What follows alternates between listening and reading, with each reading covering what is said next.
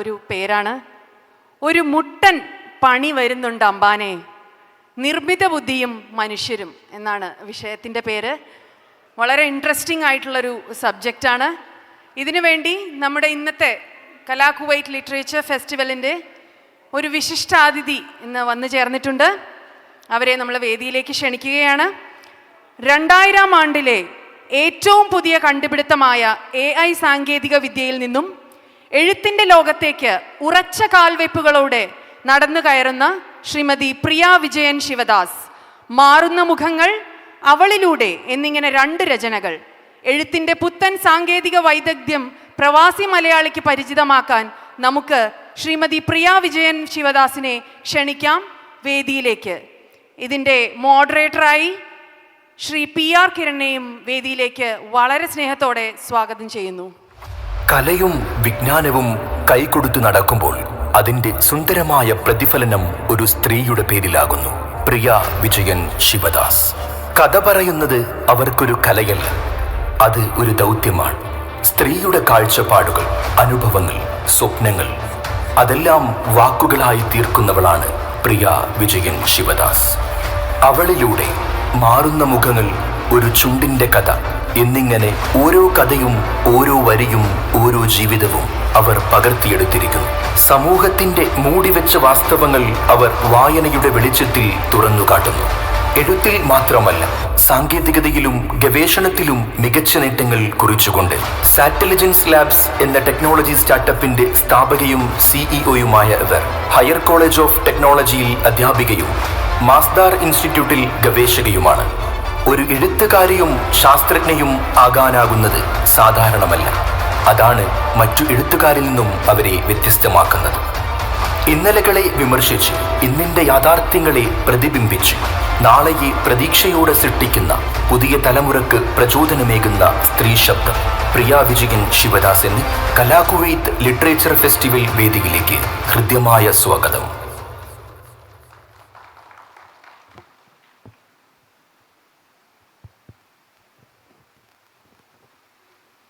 കലാകുവൈറ്റിൻ്റെ literature ഫെസ്റ്റിവലിലെ session 4 artificial ഇൻ്റലിജൻസുമായിട്ട് ബന്ധപ്പെട്ട് ഒരു മുട്ടൻ പണി വരുന്നുണ്ട് അംബാനെ, ആർട്ടിഫിഷ്യൽ ഇൻ്റലിജൻസും മനുഷ്യനും എന്ന സെഷനിലേക്ക് എല്ലാവരെയും ഹാർദവമായി സ്വാഗതം ചെയ്യുകയാണ്. ഈ സെഷനിൽ നമ്മളോട് സംവദിക്കുന്നത്, ഈ സെഷനിൽ വിദഗ്ധയായിട്ടുള്ള ശ്രീമതി പ്രിയ വിജയൻ ശിവദാസാണ്. ശ്രീമതി പ്രിയയും ഈ സെഷനിലേക്ക് സ്വാഗതം ചെയ്യുകയാണ്. നമുക്കെല്ലാം അറിയാം, ടെക്നോളജി രംഗത്ത് ലോകത്താകമാനം വലിയ മാറ്റങ്ങളാണ് അനുദിനം വന്നുകൊണ്ടിരിക്കുന്നത്. നമ്മൾ കഴിഞ്ഞ കുറച്ച് വർഷങ്ങളായിട്ട് നമ്മൾ ജീവിച്ച ഒരു ലോകത്തല്ല നാം ഇന്ന് ജീവിക്കുന്നത്. ഇപ്പം മനുഷ്യ സമൂഹത്തെ സംബന്ധിച്ചിടത്തോളം മനുഷ്യ സമൂഹത്തിൻ്റെ നമ്മുടെ നിലനിൽപ്പിന് വളരെ മികച്ച രീതിയിലുള്ള, അല്ലെങ്കിൽ നമ്മുടെ മനുഷ്യ സമൂഹത്തിൻ്റെ ജീവിത രീതി മെച്ചപ്പെടുത്തുന്ന രീതിയിലേക്ക് വലിയ സംഭാവനകളാണ് വിവരസാങ്കേതിക വിദ്യയും അതോടൊപ്പം തന്നെ ടെക്നോളജിയൊക്കെ നൽകിക്കൊണ്ടിരിക്കുന്നത്. കഴിഞ്ഞ നൂറ്റാണ്ടിൻ്റെ അവസാനത്തിൽ വന്ന കൺസെപ്റ്റാണെന്നെങ്കിൽ പോലും പ്രത്യേകിച്ചും ഈ നൂറ്റാണ്ടിൻ്റെ തുടക്കത്തിലാണ് സോഷ്യൽ മീഡിയ, അതുപോലെ നമ്മുടെ സ്മാർട്ട് ഫോൺ ഉൾപ്പെടെയുള്ള ഇൻഫർമേഷൻ ടെക്നോളജിയുടെ സാധ്യതകൾ നമ്മൾ പ്രയോജനപ്പെടുത്തി തുടങ്ങിയത്. ഇപ്പം നിലവിൽ നമ്മൾ ലോകം ഏറ്റവും കൂടുതൽ ചർച്ച ചെയ്യുന്ന ഒരു വിഷയമാണ് ആർട്ടിഫിഷ്യൽ ഇൻ്റലിജൻസ് എന്നുള്ളത്. അത് ഇപ്പം ലോകത്താകമാനം അതിൻ്റെ പ്രവർത്തനങ്ങൾ, അല്ലെങ്കിൽ ഒരു ആർട്ടിഫിഷ്യൽ ഇൻ്റലിജൻസ് യുഗത്തിലേക്ക് കടന്നുകൊണ്ടിരിക്കുകയാണ്.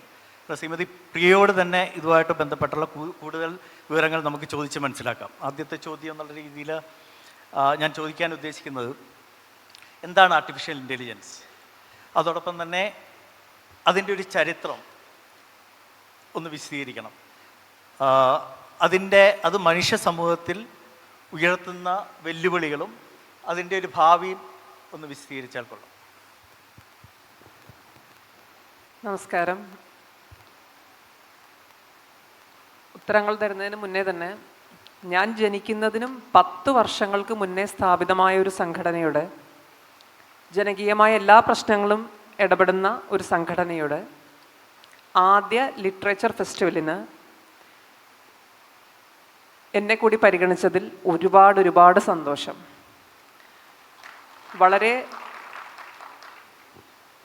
വളരെ വ്യക്തിപരമായ കാരണം കൊണ്ടാണ് എനിക്ക് ഇന്നലെ എത്താൻ സാധിക്കാതിരുന്നത്.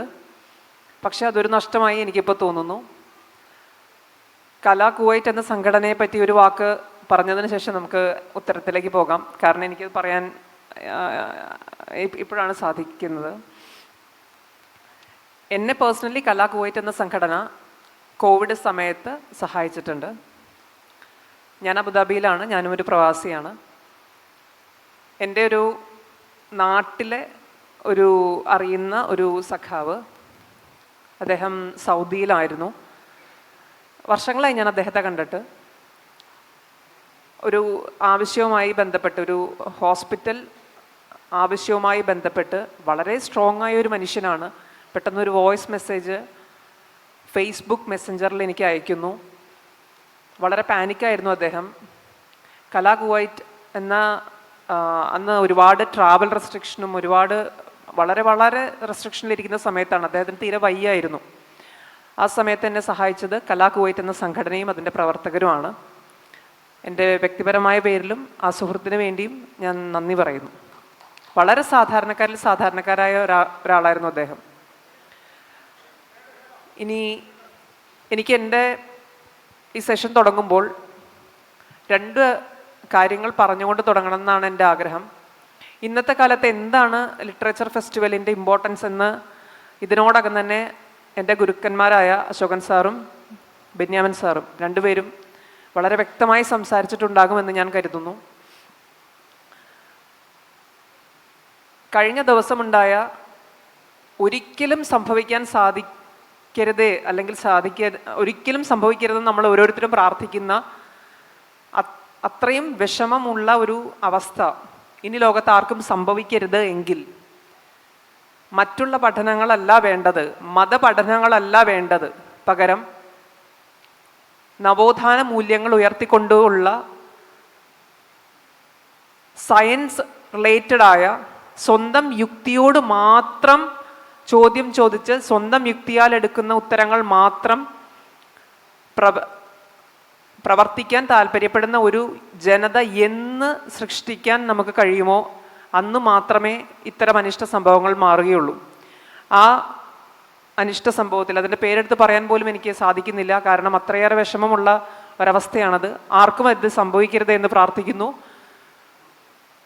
അതിനായി ഓരോ കുട്ടികളെയും സജ്ജരാക്കാൻ വായനയിലൂടെ മാത്രമേ സാധിക്കുകയുള്ളൂ. അതിനായി ഇത്തരം പുസ്തകമേളകളും ലിറ്ററേച്ചർ ഫെസ്റ്റുകളും സംവാദങ്ങളും ഇനിയും ഉണ്ടാവട്ടെ എന്ന് ഞാൻ ആശംസിക്കുന്നു. അടുത്തതായി, ലോകം കണ്ട ഏറ്റവും വലിയ മനുഷ്യസ്നേഹിയായ പോപ്പ് നമ്മളോട് വിട പറഞ്ഞിരിക്കുകയാണ്. അദ്ദേഹത്തിന് എൻ്റെ എല്ലാ ആദരാഞ്ജലികളും. പോപ്പിൽ നിന്നാവട്ടെ നമ്മുടെ തുടക്കം. കഴിഞ്ഞ വർഷം 2024 ലോക സമാധാനത്തിനായി അദ്ദേഹം ഒരു സന്ദേശം പറഞ്ഞിരുന്നു, വേൾഡ് പീസ് ഡേ എന്ന്. That's related to artificial intelligence and technology. മനുഷ്യൻ്റെ മൂല്യങ്ങളെ, അവൻ്റെ അഭിമാനത്തിനെ ഉയർത്തിപ്പിടിക്കാൻ സാധിക്കുന്നതായിരിക്കണം ഏത് ടെക്നോളജിയും എന്നായിരുന്നു ആ പ്രസംഗത്തിൻ്റെ ചുരുക്കം. അത് തന്നെയാണ് ഇതിൻ്റെ ഭാവി എന്ന് വിശ്വസിക്കാനാണ് എനിക്കിഷ്ടം. അങ്ങനെ ആകണം ഇതിൻ്റെ ഭാവി. ഇനി ഉത്തരങ്ങളിലേക്ക്. എന്താണ് AI? നമ്മൾ AI എന്ന പദം നമുക്ക് ഫെമിലിയർ ആയി തുടങ്ങിയത് 2022 നവംബറിനൊക്കെ ശേഷമായിരിക്കാം, അല്ലെങ്കിൽ അതിന് മുന്നേ നമ്മൾ കേട്ടിട്ടുണ്ടാവും. പക്ഷേ once ChatGPT was introduced, the things changed. അതിന് മുന്നേ ഉണ്ടായിരുന്നില്ലേ AI? നമ്മുടെ സമൂഹത്തിൽ ഉണ്ടായിരുന്നില്ലേ? തീർച്ചയായിട്ടും. 1950കളിലാണ് നിർമ്മിത ബുദ്ധി എന്ന, 50കളിൽ മുതൽ തുടങ്ങിയതാണ് നിർമ്മിത ബുദ്ധി. അതായത് മനുഷ്യനെപ്പോലെ ചിന്തിക്കാനും പ്രവർത്തിക്കാനും കഴിയുന്ന മെഷീൻസ് എന്ന കോൺസെപ്റ്റിൽ തുടങ്ങിയ ഈ AI എന്ന സാങ്കേതിക വിദ്യ. അന്ന് ന്യൂറൽ ലേണിങ്ങിൽ തുടങ്ങി എക്സ്പേർട്ട് സിസ്റ്റംസ് വരുന്നു, സൂപ്പർ കമ്പ്യൂട്ടേഴ്സ് വരുന്നു. പിന്നീട് ഇതിൻ്റെ എല്ലാം ലിമിറ്റേഷൻസ് മനസ്സിലാക്കിക്കൊണ്ടാണ്, നിങ്ങൾക്ക് ഓർമ്മയുണ്ടോയെന്ന് എനിക്ക് അറിയില്ല, അല്ലെങ്കിൽ ജെൻ സി അല്ലാത്തവർക്ക് എല്ലാവർക്കും ഓർമ്മയുണ്ടാകും, 2005 കാലഘട്ടങ്ങൾ മുതൽ നമ്മൾ ഏത് സൈറ്റ് എടുക്കുമ്പോഴും നമ്മൾ അക്നോളജ് ചെയ്യുന്നത് ഇപ്പം നമുക്ക് വളരെ ഫെമിലിയർ ആണ്. നമ്മൾ അക്നോളജ് ചെയ്യുന്നു, ഡാറ്റ ഷെയറിംഗ് എല്ലാം നമ്മൾ സമ്മതിക്കുന്നു. പക്ഷെ അന്ന് ആ സമയത്തൊക്കെ വലിയ വിവാദങ്ങൾ ഉണ്ടായിരുന്നതാണ്. ഞാനൊക്കെ കോളേജിൽ പഠിക്കുന്ന സമയത്ത് നമ്മുടെ വിവരങ്ങൾ ചോരുന്നു, ആധാർ കാർഡുമായി ബന്ധപ്പെട്ട് വിവരങ്ങൾ ചോരുന്നു. അന്നെല്ലാം എന്തായിരുന്നു ചെയ്തിരുന്നത്? ആർട്ടിഫിഷ്യൽ ഇൻ്റലിജൻസ് എന്ന് പറയുന്ന ശാസ്ത്രശാഖയ്ക്ക് ആദ്യം വേണ്ടത് വിവരങ്ങളായിരുന്നു. ഡാറ്റ അനാലിറ്റിക്സ് എന്ന് പറയുന്ന ശാഖയാണ് ആദ്യം വിപുലീകരിക്കേണ്ടിയിരുന്നത്. കാരണം ആർട്ടിഫിഷ്യൽ ഇൻ്റലിജൻസ് എന്നാൽ അതൊരു ബ്രോഡർ ടേമാണ്. അതിനെ ഇന്ന് കാണുന്നതിലേക്ക് പരിവർത്തനം ചെയ്ത ഏറ്റവും മൈൽ സ്റ്റോൺ എന്ന് ഞാൻ വിശ്വസിക്കുന്നത് മെഷീൻ ലേണിങ്ങിനെയാണ്. ഈ മെഷീൻ ലേണിംഗ് എന്നാൽ, ഞാൻ പെട്ടെന്ന് പറയാം, ഈ മെഷീൻ ലേണിംഗ് എന്നാൽ നമ്മൾ അക്ഷരങ്ങൾ പഠിച്ച് വാക്കുകൾ പഠിച്ചു വരുന്നത് പോലെ തന്നെ ചിത്രങ്ങളോ വാക്കുകളോ പാസ്റ്റ് ഡീറ്റെയിൽസ് അല്ലെങ്കിൽ ഹിസ്റ്റോറിക്കൽ ഡാറ്റ യൂസ് ചെയ്തുകൊണ്ട് നമ്മൾ ഒരു അൽഗോരിതം ഡെവലപ്പ് ചെയ്യുകയാണ് ചെയ്യുന്നത്. അതിനെ ടെസ്റ്റിംഗ് ഡാറ്റയായിട്ടും ട്രെയിനിങ് ഡാറ്റയായിട്ടും നമ്മൾ രണ്ടായി വിഭജിക്കുന്നു. ഈ ടെസ്റ്റിംഗ് ഡാറ്റ കിട്ടുന്ന അതേ ഔട്ട്പുട്ടാണോ നമുക്ക് ട്രെയിനിങ് ഡാറ്റയിൽ കിട്ടുന്നത് നമ്മൾ വാലിഡേറ്റ് ചെയ്യുന്നു. ഇതാണ് മെഷീൻ ലേണിങ്ങിൻ്റെ ഏറ്റവും ബേസ് ആയിട്ടുള്ളത്. വിച്ച് മീൻസ് നമ്മൾ കൊടുത്ത ഇൻപുട്ടുകളാണ് നമുക്ക് ഭാവിയിൽ ഔട്ട്പുട്ടുകളായി വരാൻ പോകുന്നത്, അല്ലെങ്കിൽ ഇപ്പോൾ കിട്ടിക്കൊണ്ടിരിക്കുന്നത്. അതാണ് മെഷീൻ ലേണിംഗ്. പിന്നീട് മെഷീൻ ലേണിംഗ് കഴിഞ്ഞു ഡീപ്പ് ലേണിംഗിൻ്റെ കാലഘട്ടമായി. മെഷീൻ ലേണിംഗിൽ നമ്മൾ ഉപയോഗിച്ചിരുന്നത് linear regression model, SVM model, അങ്ങനെ വിവിധ മാത്തമാറ്റിക്കൽ സ്റ്റാറ്റിസ്റ്റിക്കൽ മോഡൽ ഉപയോഗിച്ചുകൊണ്ടുള്ള ട്രെയിനിങ് ആൻഡ് ടെസ്റ്റിംഗ് മോഡൽസ് ആയിരുന്നു. ഇത് ഞാൻ പറയുന്നത് ഇപ്പോഴത്തെയല്ല, ഇതിൻ്റെ എവല്യൂഷൻ സ്റ്റാർട്ട് ചെയ്ത സമയത്തെയാണ്. അതിനുശേഷം ഡീപ്പ് ലേണിങ്ങിലേക്ക് വന്നപ്പോൾ ഈ എല്ലാ കാര്യങ്ങളും നമുക്ക് ടെസ്റ്റിങ്ങും ട്രെയിനിങ്ങുമായിട്ട് നിൽക്കുമ്പോൾ നമ്മൾ അതിൻ്റെ നെക്സ്റ്റ് സ്റ്റെപ്പായിരുന്നു ഡീപ്പ് ലേണിംഗ്. അതായിരുന്നു ന്യൂറോൺസ് യൂസ് ചെയ്തുകൊണ്ട് CNN കൺവല്യൂഷൻ ന്യൂറൽ നെറ്റ്വർക്ക് അല്ലെങ്കിൽ ഓട്ടോമേറ്റഡ് ന്യൂറൽ നെറ്റ്വർക്ക് എന്നൊക്കെ പറയുന്ന ന്യൂറൽ നെറ്റ്വർക്കിംഗ് എന്ന് പറയുന്ന ശാസ്ത്രശാഖയുടെ വികസനമായിരുന്നു പിന്നെ കണ്ടിരുന്നത്. അതായിരുന്നു ഡീപ്പ് ലേണിങ്ങിലേക്ക് വന്നപ്പോൾ. അവിടെ ഈ ട്രെയിനിങ്ങും ടെസ്റ്റിങ്ങിൻ്റെ ആവശ്യമില്ല. നമ്മുടെ ഇൻപുട്ട് ലെയറും നമുക്ക് ഇൻപുട്ട് വേണ്ടത്, എന്താണ് നമുക്ക് ഔട്ട്പുട്ട് വേണ്ടത്, നമുക്കറിയാത്ത നമ്പർ ഓഫ് ഹിഡൻ ലെയേഴ്സ് ഇതിൻ്റെ ഉള്ളിൽ. വിച്ച് മീൻസ് നിങ്ങൾ ആരെങ്കിലും മാത്തമാറ്റീഷ്യൻസോ സ്റ്റാറ്റിസ്റ്റിക്കൽ അനാലിസിസ്റ്റോ ഒക്കെ ഇവിടെ ഉണ്ടെങ്കിൽ നിങ്ങൾക്ക് മനസ്സിലാവും. ഈ നമ്മൾ പണ്ട് ഒരു വർഷം കൊണ്ട്, എനിക്കിപ്പോഴും ഓർമ്മയുണ്ട്, 2013 ഞാൻ എൻ്റെ റിസർച്ച് സ്റ്റാർട്ട് ചെയ്യുമ്പോൾ ഞാൻ 1.5 വർഷം എടുത്തു എൻ്റെ ഡാറ്റ പ്രിപ്പയർ ചെയ്ത് ഫസ്റ്റ് ഒരു പേപ്പർ എഴുതാൻ, ഒരു ജേർണൽ ഞാൻ കംപ്ലീറ്റ് ചെയ്യാൻ. പക്ഷെ ഇന്നത്തെ കുട്ടികൾ, ഇന്ന് വളരെ ബ്രില്യൻ്റ് ആയ എൻ്റെ തന്നെ കുട്ടികളെന്ന് ഞാൻ വിശ്വസിക്കുന്ന കുട്ടികൾക്കോ അല്ലെങ്കിൽ എനിക്കോ ഡാറ്റ ട്രെയിൻ ചെയ്യാൻ ഒരാഴ്ച പോലും വേണ്ട. നമ്മളതിൽ മാത്രമാണ് വർക്ക് ചെയ്യുന്നതെങ്കിൽ നമുക്ക് 2 ദിവസം മതി. നമുക്ക് അതിനുള്ള പ്രോഗ്രാമിംഗ് സ്കില്ലും ടൂൾസും പ്രോപ്പറായിട്ട് ഉപയോഗിക്കാൻ അറിയുന്നുണ്ടെങ്കിൽ 2 ദിവസത്തിനുള്ളിൽ നമ്മുടെ ഡാറ്റ റെഡിയാണ്. ഡാറ്റ പ്രിപ്പയർ ചെയ്യായിരുന്നു ഏറ്റവും കൂടുതൽ സയൻറ്റിഫിക് റിസർച്ചിൻ്റെ ഏറ്റവും കൂടുതൽ ആവശ്യപ്പെട്ടിരുന്ന സമയം അതായിരുന്നു. അതാണ് മാറിയത്. അതാണ് ഡീപ്പ് ലേണിംഗ് വന്നപ്പോൾ മാറിയത്. പിന്നീട് ജനറേറ്റീവ് അൽഗോരിതത്തിലേക്ക് മാറി. ഡീപ്പ് ലേണിംഗ് ഒന്നുകൂടെ ഇൻപുട്ട് വേണ്ട, ഔട്ട്പുട്ട് വേണ്ട, നിങ്ങൾക്ക് എന്താണ് വേണ്ടത്, ഞങ്ങളുടെ അടുത്ത് ഓൾറെഡി ഡാറ്റയുണ്ട്. അതെങ്ങനെ കിട്ടി? നമ്മൾ അറിഞ്ഞോ അറിയാതെയോ കഴിഞ്ഞ 10, 15, 20 വർഷങ്ങളിലായി ഓരോ വെബ്സൈറ്റുകൾ യൂസ് ചെയ്യുമ്പോൾ, നമ്മുടെ ഫോൺ ഇൻസ്റ്റാൾ ചെയ്യുമ്പോൾ, നമ്മുടെ ഫോണിൽ ഓരോ ആപ്പുകൾ ഇൻസ്റ്റാൾ ചെയ്യുമ്പോൾ നമ്മൾ അറിഞ്ഞോ അറിയാതെയോ ഒരു പ്രൈവസി പോളിസി ക്ലിക്ക് ചെയ്തിരുന്നോ? അതാണത്. അതായത് നിങ്ങൾ കൊടുക്കുന്ന ഇൻപുട്ട് തന്നെയാണ് നിങ്ങൾക്ക് കിട്ടിക്കൊണ്ടിരിക്കുന്നത്, ഇന്നോ നാളെയോ മറ്റന്നാളോ ആയി. അതാണ് AI എന്ന് പറയുന്നതിൻ്റെ എവല്യൂഷൻ. ഇനി അടുത്ത ഒരു ഘട്ടത്തിലേക്ക് കടന്നാൽ നമുക്ക് സുപരിചിതമായ AI എന്ന് പറയുന്നത് സ്പീഡ് മോണിറ്ററിങ്. അതിന് ഒരു AI ടെക്നോളജി എന്ന് പറയുന്നതിനേക്കാളും കൂടുതൽ എനിക്ക് തോന്നുന്നു ക്യാമറ, സീറ്റ് ബെൽറ്റ് യൂസ് ചെയ്യുന്ന ക്യാമറ, നമ്മുടെ AI ക്യാമറ, നമ്മുടെ മോഡൽ AI ക്യാമറ ആയിരിക്കും സാധാരണക്കാർക്ക് ഏറ്റവും പരിചിതമായ AI മോഡൽ. അത് തന്നെയാണ് ഫേസ് റെക്കഗ്നിഷൻ, പാറ്റേൺ റെക്കഗ്നിഷൻ മോഡലിൽ വരുന്ന AI ടൂളാണത്. ഈ പറഞ്ഞതിനും ബേസ് എന്ന് പറയുന്നത് ഞാൻ നേരത്തെ എക്സ്പ്ലെയിൻ ചെയ്ത മെഷീൻ ലേണിങ്ങോ ഡീപ്പ് ലേണിങ്ങോ അതുമായി റിലേറ്റഡ് ആയിട്ടുള്ള അൽഗോരിതംസോ തന്നെയാണ്. പിന്നീട് വന്നാൽ ഇതാണ് എ ഐയുടെ ഹിസ്റ്ററി, അല്ലെങ്കിൽ എ ഐ എങ്ങനെ വർക്ക് ചെയ്യുന്നു എന്ന് വളരെ എളുപ്പത്തിൽ ചോദിച്ചാൽ ഇതാണ് പറയാൻ സാധിക്കുക. ഒരു മനുഷ്യ സമൂഹത്തിൽ സൃഷ്ടിക്കാവുന്ന ചലഞ്ചസ് എന്തൊക്കെയാണെന്ന് കൂടി, പ്രത്യേകിച്ച് നമ്മുടെ മനുഷ്യൻ്റെ സർഗാത്മകമായ ഭാവിയെക്കുറിച്ചും അതോടൊപ്പം തന്നെ നമ്മുടെ ബുദ്ധിക്ക് മേൽ ആധിപത്യം സൃഷ്ടിക്കുമോ എന്നൊക്കെയുള്ള ചില സംശയങ്ങൾ സമൂഹത്തിൽ ഉയർന്നു വരുന്നുണ്ട്. അതിനെക്കുറിച്ചുകൂടെ ഒന്ന്. തീർച്ചയായിട്ടും എ ഐ എന്ന് പറയുന്നത് എല്ലാ ടെക്നോളജി പോലെ തന്നെ രണ്ട് വശങ്ങളുണ്ട്. പക്ഷെ ഇത് മറ്റുള്ള ഇന്ന് വരെ മനുഷ്യവംശത്തിനെ നമ്മൾ നോക്കിയാൽ ഇന്ന് വരെയുള്ള എല്ലാ ടെക്നോളജിയേക്കാളും പവർഫുള്ളും ഒപ്പം അപകടകാരിയുമായാണ് എ ഐ. അത് നമ്മൾ അംഗീകരിക്കാതിരിക്കാൻ സാധിക്കില്ല. നമുക്കൊരിക്കലും എ ഐ നമ്മുടെ ജീവിതത്തിൽ നിന്ന് മാറ്റാൻ നമ്മളിനി പർപ്പസ്ഫുള്ളി വിചാരിച്ചാൽ പോലും സാധിക്കാത്ത തരത്തിലേക്ക് നമ്മൾ എത്തിയിരിക്കുന്നു. നിങ്ങൾ ഒന്ന് എന്താ പറയുക, എ ഐ സ്റ്റേറ്റ്മെൻറ്റ്സ് നോക്കുക, ടെക്നോളജി എക്സ്പേർട്സിനെ പറ്റിയിട്ടൊക്കെ ഉള്ളത്. സത്യനിദാലെ അല്ലെങ്കിൽ സുന്ദർ പിച്ചെ, മൈക്രോസോഫ്റ്റ് അല്ലെങ്കിൽ ഗൂഗിളിൻ്റെയൊക്കെ CEO, അവർ വളരെയധികം പോസിറ്റീവ് റെസ്പോൺസാണ് എ ഐക്ക് കൊടുക്കുന്നത്. അതായത് nobody can change the world than A I. അല്ലെങ്കിൽ ഇനി ഇത്രയും നാൾ വന്ന ടെക്നോളജി ബൂം എന്ന് പറയുന്നത് എ ഐക്ക് അപ്പുറമില്ല. അത്രയധികം എന്താ പറയുക, അത്രയധികം മനുഷ്യ ജീവിതത്തിൽ ഇടപെട്ട് കഴിഞ്ഞു, ഇനി ഇടപെടാൻ പോകുന്നു എന്നാണ് ഇവർ രണ്ടുപേരും പറഞ്ഞിരിക്കുന്നത്. എന്നാൽ നിങ്ങളൊന്ന് ചിന്തിച്ചാൽ, സ്റ്റീഫൻ ഹോക്കിംഗ് എന്താണ് എ ഐനെ പറ്റി പറഞ്ഞിട്ടുള്ളത്?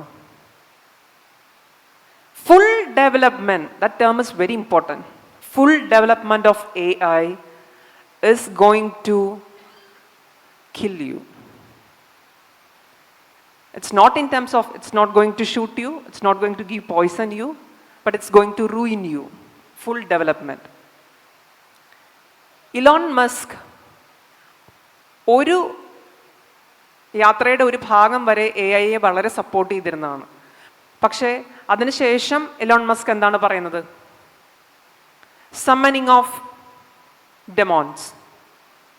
നമ്മളെ തന്നെ അറിഞ്ഞോ അറിയാതെ കൊല്ലുകയാണ്. അതായത് എ ഐക്ക് രണ്ട് വശങ്ങളുണ്ട്. ഇന്ന് ആക്റ്റീവ് ടെക്നോളജിക്കൽ ഫീൽഡിൽ നിന്നും കുറച്ച് മാറി നിൽക്കുന്ന ബിൽ ഗേറ്റ്സ്, അദ്ദേഹത്തിന് ഒരിക്കലും 100% തള്ളി പറയാൻ സാധിക്കില്ല. എന്നാൽ അദ്ദേഹത്തിന് സത്യസന്ധമായ മറുപടികൾ മാത്രമേ നമ്മൾ ബിൽ ഗേറ്റ്സിൻ്റെ കയ്യിൽ നിന്നും ഇന്ന് വരെ ടെക്നോളജിക്കൽ ഫീൽഡിൽ നമുക്ക് കിട്ടിയിട്ടുള്ളൂ. AI is great if we use it wisely and correctly. So എന്തൊക്കെയോ ആരൊക്കെയോ മറച്ചു പിടിക്കുന്നു, ശരിയല്ലേ? AI എന്ന് പറയുന്ന സാങ്കേതിക വിദ്യ 100% മനുഷ്യ വംശത്തിനെ അടുത്ത ലെവലിലേക്ക് കൊണ്ടുപോകാൻ കേപ്പബിൾ ആണ് ഫോർ സം ഏരിയാസ് ഒള്ളി. അങ്ങനെ വിശ്വസിക്കാനാണ് എനിക്കിഷ്ടം. കാരണം എനിക്ക് മരണം വരെയും മനുഷ്യനായി ജീവിക്കാനാണ് ഇഷ്ടം. ക്ലൈമറ്റ് ചേഞ്ച് മോഡലിംഗ്, അതർ പ്ലാനറ്റ്സിനെ പറ്റിയിട്ടുള്ള ഡീറ്റെയിൽഡ് റിസർച്ച് സ്റ്റഡീസ്, ഭൂമിക്ക് എന്ത് സംഭവിക്കുന്നു, അല്ലെങ്കിൽ statistical studies, business related, economics, ഇതിൻ്റെ എല്ലാം പഠനങ്ങൾ എളുപ്പമാക്കാൻ, ഇതിൻ്റെ ഔട്ട്പുട്ടുകൾ എളുപ്പമാക്കാൻ, ടെസ്ല പോലെയുള്ള പുതിയ കാറുകൾ വരാൻ, ഇതിനെല്ലാം ഞാൻ അങ്ങേയറ്റം എയോടെ നീതി പുലർത്താൻ ആഗ്രഹിക്കുന്നു, ചേർന്നിരിക്കാൻ ആഗ്രഹിക്കുന്നു. പക്ഷേ മനുഷ്യന് മനുഷ്യനായി കാണണ്ടേ? മനുഷ്യനും യന്ത്രങ്ങളും ഒന്നാകുന്നതിനെ പറ്റി നിങ്ങൾ ചിന്തിച്ചു നോക്കൂ. ഇതായിരിക്കാം പോപ്പ് പറയാൻ ആഗ്രഹിച്ചത്, ഇതായിരിക്കാം ബിൽഗേറ്റ്സ് പറയാൻ ആഗ്രഹിക്കുന്നത്, ഇതാണ് ഇലാൻ മസ്ക് പറഞ്ഞുകൊണ്ടിരിക്കുന്നത്. സർഗാത്മകതയിലേക്ക് വരികയാണെങ്കിൽ, ആൻസർ ടു ദ ക്വസ്റ്റ്യൻ,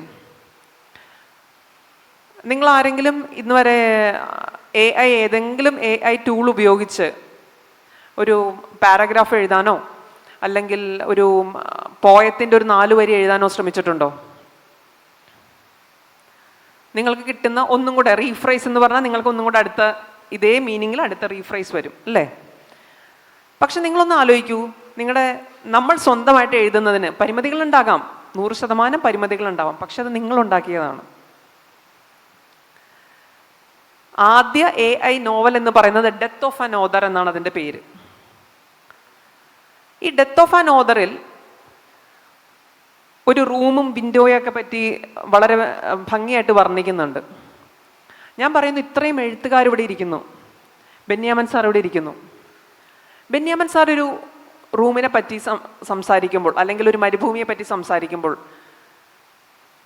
അതുപോലെ ആയിരിക്കണമെന്നില്ല ഞാൻ എഴുതുന്നത്, അതുപോലെ ആയിരിക്കണം എന്നില്ല അശോകൻ സാർ എഴുതുന്നത്, എല്ലാവരും എഴുതുന്നത് വേറെ വേറെ ആയിരിക്കില്ലേ? പക്ഷെ നമുക്ക് എന്താണ് AI നിന്ന് കിട്ടുക? നിങ്ങൾ ട്രൈ ചെയ്തിട്ടുണ്ടല്ലേ? അപ്പോൾ ഇത് റീഫ്രൈസ്ഡ് ആണ്. നമുക്ക് റീഫ്രൈസ് അല്ല വേണ്ടത്, അല്ലേ? നമുക്ക് വേണ്ടത് റീഫ്രൈസ് ആണോ? നമുക്ക് വേണ്ടത് യുണീക്ക് ആയിട്ടുള്ള ഔട്ട്പുട്ട്സ് ആണ്, അല്ലേ? അപ്പോൾ എങ്ങനെ സർഗാത്മകത AIക്ക് റീപ്ലേസ് ചെയ്യാൻ സാധിക്കും? നിങ്ങളെല്ലാവർക്കും അറിയാമായിരുന്നു, കുറേ വർഷങ്ങൾക്ക് മുന്നേ ബോളിവുഡിൽ ഒരു സമരം നടന്നത്. സിനിമയുടെ പ്രൊഡക്ഷനുമായിട്ടൊക്കെ ടെക്നീഷ്യൻസ് കോപ്പറേറ്റ് ചെയ്യാതിരുന്നത് ഹോളിവുഡിലൊക്കെ. അതെ. അപ്പോൾ ഈ സർഗാത്മകമായ വിഷയങ്ങളിൽ AIയുടെ കടന്നുകയറ്റം ആയിക്കോട്ടെ. ഇപ്പം നമ്മൾ വളരെ എളുപ്പത്തിൽ പറഞ്ഞാൽ എന്താണ്, നമുക്കൊരു ഡിജിറ്റൽ പെയിൻറ്റിങ് നമുക്ക് മേടിക്കാം. പക്ഷെ അതിന് ഒരു എന്താ പറയുക, ആ ഡിജിറ്റൽ പെയിൻറ്റിന് രവിവർമ്മ ചിത്രത്തിൻ്റെ ആത്മാവ് ഉണ്ടാകണമെന്ന് നമുക്ക് വാശി പിടിക്കാൻ സാധിക്കുമോ? അല്ലെങ്കിൽ ഉണ്ടാകുമോ? ഈ ഡിജിറ്റൽ പെയിൻറ്റിന് എവിടെയോ ഒരു കച്ചവടത്തിൻ്റെ മാത്രം മണമാണുള്ളത്. പക്ഷെ ആത്മാവുള്ള ചിത്രങ്ങൾ ഒരു പെയിൻറ്ററുടെ ബ്രഷിൻ്റെ ഉള്ളിൽ തന്നെ വരികയാണ്. അത് ആ പെയിൻറ് ചെയ്യുന്ന നിമിഷത്തിൽ അയാളുടെ മനസ്സിലെ സന്തോഷങ്ങളും സങ്കടങ്ങളും ഷോർട്ട് കംസും ചേർന്ന് വരുന്നതായിരിക്കും. അതാണ് മനുഷ്യനെ മനുഷ്യനാക്കുന്നതെന്ന് ഞാൻ വിശ്വസിക്കുന്നു. മനുഷ്യൻ്റെ സർഗാത്മകതയെ AI റീപ്ലേസ് ചെയ്യുന്നതിനെ ഒരു റിസർച്ചർ എന്ന രീതിയിലും പുസ്തകങ്ങളെയും അക്ഷരങ്ങളെയും ഇഷ്ടപ്പെടുന്ന ആളെന്ന നിലയിലും എനിക്കത് വളരെ വിഷമമുള്ള ഒരു കാര്യമാണ്. പക്ഷെ ഒരിക്കലും AIനെ മാറ്റി നിർത്താൻ നമുക്ക് സാധിക്കില്ല. എല്ലാം വായിക്കണം, പക്ഷെ എന്ത് വിശ്വസിക്കണം എന്നുള്ളത് നമ്മുടെ മാത്രം തീരുമാനമായിരിക്കണം. അത് നിങ്ങൾ AIക്ക് വിട്ടുകൊടുക്കുമ്പോഴാണ് ഈ പറഞ്ഞ ദൂഷ്യങ്ങളെല്ലാം തിരിച്ചു വരിക. മറ്റൊന്ന് ചോദിക്കാനുള്ളത്, ഇപ്പം മാഡം പറഞ്ഞു തുടങ്ങിയത് തന്നെ 2022 നമ്മുടെ ChatGPTയുടെ അത് ഇൻട്രൊഡ്യൂസ് ചെയ്യുന്നതുമായിട്ട് ബന്ധപ്പെട്ടാണ്. അതിനുശേഷം ഈ കഴിഞ്ഞ ജനുവരി 25 ചൈനയുടെ ഒരു ഡീപ് സീക്ക് എന്ന് പറഞ്ഞ് കുറഞ്ഞ ചിലവിൽ ഓപ്പൺ സോഴ്സിൽ ഒരു AI ടൂള് പുറത്തിറങ്ങിയിട്ടുള്ളത്. ഇത് AI മേഖലയിലെ കുത്തകവൽക്കരണത്തെ എങ്ങനെയൊക്കെ ചെറുത്ത് നിൽക്കും എന്നുള്ളതൊന്ന് വിശദീകരിച്ചേക്കുള്ളൂ. അതോടൊപ്പം തന്നെ ഇത്രയും IT സെക്ടറിൽ ഇത്രയും ടാലൻറ്റ് പൂളുള്ള ഇന്ത്യക്ക് എന്തുകൊണ്ടൊരു ഓപ്പൺ സോഴ്സിലോ ഏതെങ്കിലും നിലയിലുള്ള ഒരു AI ടൂള് ഇപ്പോഴും പുറത്തിറക്കാൻ സാധിക്കുന്നില്ല? നമ്മുടെ രാജ്യത്തിൻ്റെ AI യുഗത്തിൽ നമ്മുടെ രാജ്യത്തിൻ്റെ സാധ്യതകളും എന്തൊക്കെയാണ്? വളരെ നല്ല ചോദ്യമാണ്. ChatGPT എന്ന് പറയുന്നത് എല്ലാവർക്കും അറിയുന്ന പോലെ ഓപ്പൺ സോഴ്സ് AIയുടെ പ്രൊഡക്റ്റാണ്. ChatGPT 3 വന്നു, 3.5 വന്നു, 4 വന്നു. ഇപ്പോൾ നമ്മൾ യൂസ് ചെയ്തുകൊണ്ടിരിക്കുന്നത് 4.5 വേർഷനാണ്. ഈ 4 വേർഷനിൽ തന്നെ നമ്മൾ ഉപയോഗിക്കുന്നത്, ഞാൻ ഉപയോഗിക്കുന്നത് അൺപെയ്ഡ് വേർഷനാണ്. ഇതിൻ്റെ തന്നെ പെയ്ഡ് വേർഷൻ നമ്മുടെ ഓഫീസ് പ്രിമിസസിലാണ് നമ്മൾ യൂസ് ചെയ്യുന്നതെങ്കിൽ നമുക്ക് പെയ്ഡ് വേർഷൻ ഫ്രീ ആണ് VPN ആക്സസ് ചെയ്യുമ്പോൾ. ആ പെയ്ഡ് വേർഷനിൽ തന്നെ 2 കാറ്റഗറി ഉണ്ട്. അതായത് നമ്മളൊരു ചോദ്യം ചോദിക്കുമ്പോൾ 3 or 4 തരത്തിലുള്ള ഉത്തരങ്ങൾ നമുക്ക് കിട്ടുന്നു. എന്തിനാണ് അത് ഡിപ്പെൻഡ് ചെയ്യുന്നത്? നമ്മുടെ കയ്യിലെ കാശിനെയാണ് ഡിപ്പെൻഡ് ചെയ്യുന്നത്. പേര് ഓപ്പൺ സോഴ്സ് AI ആണെങ്കിലും ChatGPT പിന്നീട് വന്നപ്പോൾ കാശുള്ളവന് ഒരു ആൻസറും കാശില്ലാത്തവന് കുറച്ച് ആൻസറും. അതായത് നമ്മൾ ചോദിക്കുന്ന ചോദ്യം നമ്മൾക്ക് വേണ്ട ഉത്തരം എന്ന് പറഞ്ഞാൽ അതിന് കാശുള്ളവന് ഒരു ഉത്തരവും കാശില്ലാത്തവന് ഒരു ഉത്തരവാണോ വേണ്ടത്? അങ്ങനെയാണ് ഡീപ് സീക്ക് എന്ന് പറയുന്നത് ചൈന ഡെവലപ്പ് ചെയ്തത്. അതിനു മുന്നേ ChatGPT എന്ന് പറഞ്ഞ ഓപ്പൺ സോഴ്സ് AI വന്നപ്പോൾ ഇലാൻ മസ്ക്, സാം അൾട്ടിമോൺ ഇവരെല്ലാവരും ചേർന്നിട്ടാണിത് സ്റ്റാർട്ട് ചെയ്തത്. പിന്നീട് ഇവർ തമ്മിലുണ്ടായ അഭിപ്രായ വ്യത്യാസത്തിൻ്റെ പുറത്താണ് ഇലാൻ മസ്ക് ഗ്രോക്ക് എന്ന് പറയുന്ന ഏറ്റവും റീസെൻ്റായ ഗ്രോക്ക് എന്ന് പറയുന്ന AI ടൂൾ ഡെവലപ്പ് ചെയ്തിരിക്കുന്നത്. നിങ്ങൾ ChatGPTയോട് നിങ്ങളൊരു ചോദ്യം ചോദിച്ചു നോക്കൂ. വളരെ ട്രംപിനെ കുറിച്ചോ ഇന്ത്യൻ പൊളിറ്റിക്സിനെ കുറിച്ചോ നേരത്തെ പറഞ്ഞ ഏറ്റവും ഭീകരമായ ഗുജറാത്ത് കലാപത്തെ പറ്റിയോ ചോദിച്ചു നോക്കൂ. എന്തായിരിക്കും മറുപടി? നിങ്ങൾക്ക് ആർക്കും വേണമെങ്കിലും ഇപ്പോൾ ട്രൈ ചെയ്യാം. ഞാൻ പറയുന്നത് ശരിയാണോ തെറ്റാണോ എന്ന് ഇപ്പോൾ ട്രൈ ചെയ്യാം. വളരെ നിങ്ങളെ സന്തോഷിപ്പിക്കുന്ന മറുപടി ആയിരിക്കും. അതായത് ഞങ്ങൾക്ക് ഇന്ത്യയിൽ ഇനിയും നിലനിൽക്കേണ്ടതാണ്, ഞങ്ങളാരെയും വിഷമിപ്പിക്കാനില്ല എന്നുള്ള മറുപടി ആയിരിക്കും നിങ്ങൾക്ക് ChatGPT നിന്ന് കിട്ടുക. ഈവൻ പെയ്ഡ് വേർഷനിലും നിങ്ങൾക്ക് അത് തന്നെയായിരിക്കും കിട്ടുക. അവിടെയാണ് ഇലാൻ മസ്കിൻ്റെ ഗ്രോക്കിൻ്റെ പ്രത്യേകത. നിങ്ങൾ ഇലാൻ മസ്കിനെ പറ്റി ചോദിച്ചാൽ പോലും റിയൽ ടൈം കറക്റ്റ് ആൻസറാണ് ഗ്രോക്ക് നിങ്ങൾക്ക് തരാൻ ഉദ്ദേശിക്കുന്നത്. പക്ഷേ ഇതെല്ലാം ഏത് നിമിഷവും മാറ്റിമറിക്കപ്പെടാം. കാരണം ഇതിൻ്റെ എല്ലാം സ്ഥാപകർ എന്ന് പറയുന്നത് പേഴ്സണൽ വ്യക്തികളാണ്. നമുക്ക് മനുഷ്യനെ ഇന്ന് കാണുന്ന മനുഷ്യനാണോ നാളെ അടുത്ത നിമിഷം എന്താണെന്ന് നമുക്ക് പറയാൻ സാധിക്കുമോ? ഒന്നും സാധിക്കില്ല. അപ്പോൾ ലോകത്തിൻ്റെ വിവര സാങ്കേതിക വിദ്യ ഇങ്ങനെയുള്ള ഒന്നോ രണ്ടോ 3 4, കാരണം ക്ലോത്ത് ഉണ്ട്, ആമസോണിൻ്റെ AI ടൂൾ ഉണ്ട്, അങ്ങനെ പല ടൂൾസും അവൈലബിൾ ആണ്. ഇതെല്ലാം ഇങ്ങനെ അമേരിക്കൻ ഡാറ്റാ സെൻറ്ററുകളിൽ വിശ്വസിച്ച് അവരുടെ മാത്രം താല്പര്യങ്ങൾക്കായി പ്രവർത്തിക്കുന്ന മനുഷ്യരുടെ കയ്യിൽ ലോകത്തിൻ്റെ വിവര സാങ്കേതിക വിദ്യ, ഇത് വളരെ ഇമ്പോർട്ടൻ്റ് ആണ്. നമ്മൾ പറയുമ്പോൾ വളരെ സിമ്പിളായി എടുക്കുമെങ്കിലും ഇത് വളരെ ഇമ്പോർട്ടൻ്റ് ആണ്.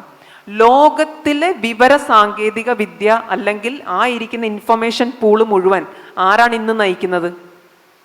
അമേരിക്കയാണ്. അങ്ങനെ ഇരിക്കുമ്പോഴാണ് ഡീപ് സീക്ക് വന്നത്. ഡീപ് സീക്ക് എന്ന് പറയുന്നത് ചൈന ഡെവലപ്പ് ചെയ്ത AI ആണ്. പക്ഷെ ഇപ്പോഴും അതൊരു ഫുൾ ഫ്ലെഡ്ജ്ഡ് AI ആണോ എന്ന് ചോദിച്ചാൽ പല ചോദ്യങ്ങൾക്കും ഉത്തരമില്ല. പക്ഷേ ഉത്തരങ്ങളുണ്ട് താനും. കാരണം എല്ലാ AI ടൂളുകളും നമ്മൾ ഇന്ന് സംസാരിക്കുന്നതായിരിക്കില്ല നാളെ നമ്മൾ ചോദിക്കുമ്പോൾ കിട്ടുന്നത്. കാരണം ദിനം പ്രതി billions of questions and answers updated ആയിക്കൊണ്ടിരിക്കുന്നു. അതാണ് ഇപ്പോൾ ഡാറ്റ കളക്ഷൻ എന്ന് പറയുന്നതാണ് ഇപ്പോൾ ലോകത്തെമ്പാടും നടക്കുന്നത്. ഇപ്പോൾ പ്ലേസ്ഡ് ആയിരിക്കുന്ന ഏറ്റവും കൂടുതൽ കുട്ടികൾ ഇൻഫർമേഷൻ സയൻസിലും കമ്പ്യൂട്ടർ സയൻസിലും ഇലക്ട്രോണിക്സ് എഞ്ചിനീയറിംഗിലും ഇറങ്ങിയിരിക്കുന്ന കുട്ടികൾ ഏറ്റവും കൂടുതൽ ഡാറ്റാ സെൻറ്റേഴ്സിലാണ് ജോലി ചെയ്യുന്നത്. ഡീപ് സീക്ക് എന്ന് പറയുന്നത് ഇന്ന് ചൈന ഒരു ഫ്രീ AI ടൂളായിട്ട് ഡെവലപ്പ് ചെയ്തിട്ടുണ്ടെങ്കിലും നാളെ എന്ത് എന്ന് നമുക്കറിയില്ല. നാളെ ചൈന എന്ന് പറയുന്ന ഒരു രാജ്യം അവരുടെ ഇൻഫർമേഷൻ പോളിസി മാറ്റിയാൽ എന്ത്, നമുക്ക് ഉത്തരം പറയാൻ സാധിക്കില്ല. ഇനി ഇന്ത്യ AI ടൂൾ എന്തുകൊണ്ടാണ് ഡെവലപ്പ് ചെയ്യാത്തത്? വളരെ റീസെൻ്റായി അംബാനി ഗ്രൂപ്പ് ലോകത്തിലെ ഏറ്റവും വലിയ ഡാറ്റാ സെൻറ്റർ ഞങ്ങൾ ഡെവലപ്പ് ചെയ്തുകൊണ്ടിരിക്കുകയാണ് എന്ന് പുറത്തുവിട്ടിട്ടുണ്ട്. പക്ഷേ ടെക്നോളജിക്കൽ എക്സ്പേർട്സ് ആരും അത് ശരിവയ്ക്കുന്നോ അതിനെ കൺഫേം ചെയ്യുന്നോ ഇല്ല. കുറച്ച് മാസങ്ങൾക്ക് മുന്നേ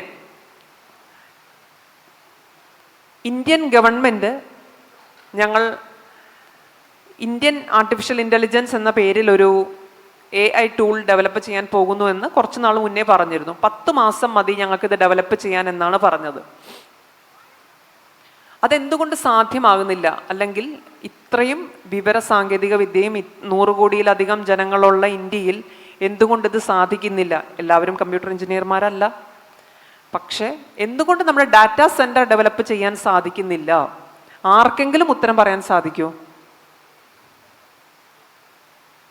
നമ്മളെല്ലാവരും ഏറ്റവും കൂടുതൽ ഡാറ്റ ഇപ്പോൾ അങ്ങോട്ടും ഇങ്ങോട്ടും ഒക്കെ ട്രാൻസ്ഫർ ചെയ്യുന്നത് ഇൻസ്റ്റാഗ്രാം, ഫേസ്ബുക്ക്. എന്തെങ്കിലും ഇന്ത്യക്ക് അതിൽ കൺട്രോൾ ഉണ്ടോ? ഒന്നുമില്ല. ഇന്ത്യക്ക് സ്വന്തമായിട്ട് എന്താണുള്ളത്?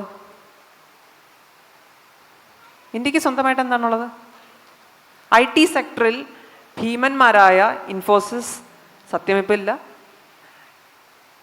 പറയൂ, എന്താണ് നമ്മൾ ചെയ്തുകൊണ്ടിരിക്കുന്നത്? IT സർവീസ് പ്രൊവൈഡേഴ്സാണ് ഇന്ത്യ. IT ഡെവലപ്മെൻറ്റ് സെക്ടറിൽ എത്രത്തോളം ഇന്ത്യ സ്ട്രോങ് ആണ്? Service providers. നമ്മൾ കൊടുക്കുന്നത് ഒരു കാലത്ത് വളരെ ഭീമമായ ശമ്പളം മേടിച്ചിരുന്ന നമ്മുടെ തന്നെ സഹോദരങ്ങൾ അമേരിക്കയിലെ സിലിക്കൺ വാലിയിലും ടെക്സസിലൊക്കെ വർക്ക് ചെയ്തിരുന്ന നമ്മുടെ സഹോദരർക്ക് ഇപ്പോൾ അര വെച്ചുകൊണ്ട് നമ്മളിവിടെ സർവീസ് പ്രൊവൈഡിങ് കമ്പനികൾ ഒരുപാട് തുറന്നു. ഭീമമായ ലാഭം നമ്മുടെ കമ്പനികൾ ഉണ്ടാക്കുന്നു.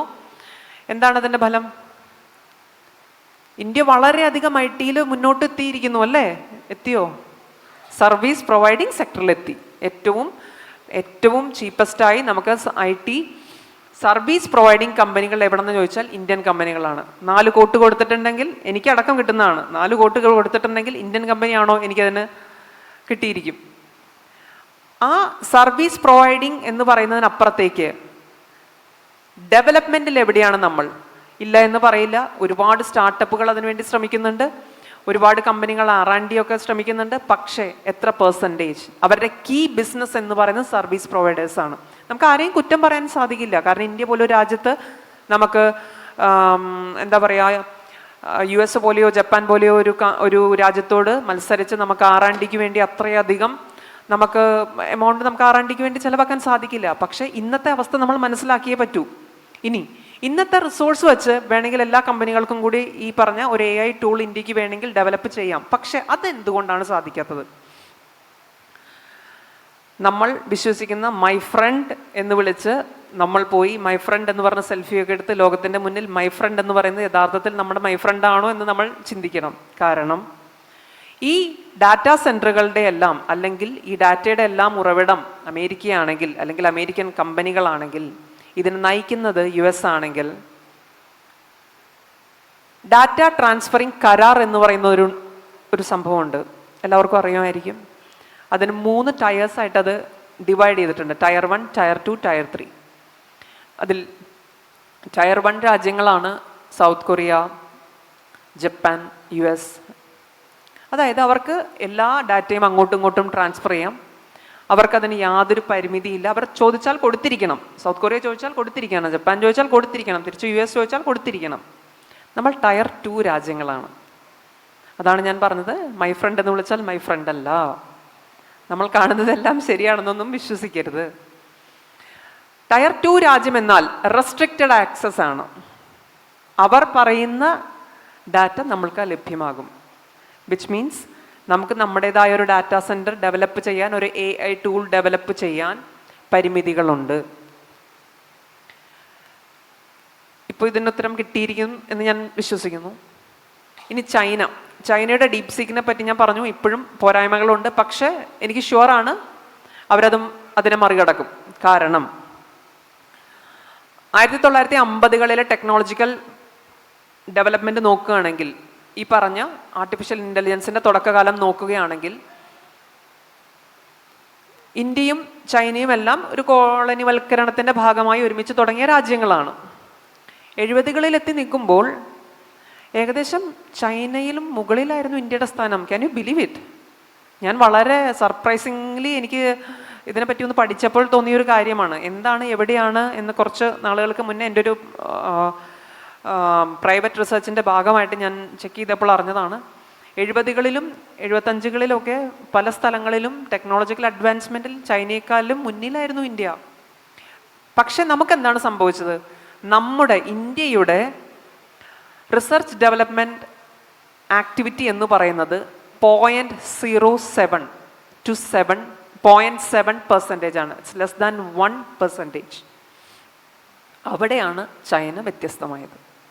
അവർ ഒരിക്കൽ പറഞ്ഞു, നിങ്ങൾ പെട്ടെന്നാണ് നിങ്ങൾ ലോകത്തിൻ്റെ ശക്തിയായത്, നിങ്ങൾ ഇതുവരെ എവിടെയായിരുന്നു എന്ന് ചോദിച്ചപ്പോൾ അവർ പറഞ്ഞത്, ഞങ്ങൾ ഇൻഫ്രാസ്ട്രക്ചർ ഉണ്ടാക്കുകയായിരുന്നു. നിങ്ങൾ ചൈനയിൽ സഞ്ചരിച്ചിട്ടുണ്ടെങ്കിൽ നിങ്ങൾക്ക് അതിനുള്ള ഉത്തരം കിട്ടിയിട്ടുണ്ടാകാം. ഞങ്ങൾ അതിനുള്ള ഇൻഫ്രാസ്ട്രക്ചർ ഉണ്ടാക്കുകയായിരുന്നു. ശരിയാണ്, അവർ അതിനുള്ള ആദ്യം വഴികളുണ്ടാക്കി, പാലങ്ങളുണ്ടാക്കി, റോഡുകളുണ്ടാക്കി, അവരുടെ നാച്ചുറൽ കലാമിറ്റിയെ മാറ്റി. ഓരോ വീടുകളിൽ പോലും ഒരു ചെറിയ സ്റ്റാർട്ടപ്പ് യൂണിറ്റ് തുടങ്ങാൻ തക്ക രീതിയിൽ അവരുടെ പൗരന്മാരെ അവർ വളർത്തിയെടുത്തു, അവരുടെ സ്വന്തം സംസ്കാരത്തിൽ നിന്നുകൊണ്ട് എന്നതാണ്.